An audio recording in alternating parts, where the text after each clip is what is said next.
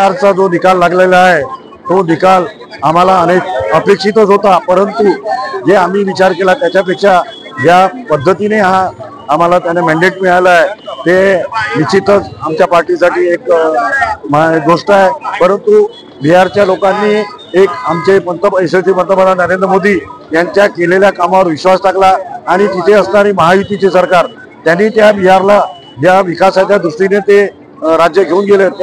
त्यातूनच हा विजय झालेला आहे आणि हा विजय आता थांबणार नाही आहे, कारण का आमचे पंतप्रधान नरेंद्र मोदी आता पुन्हा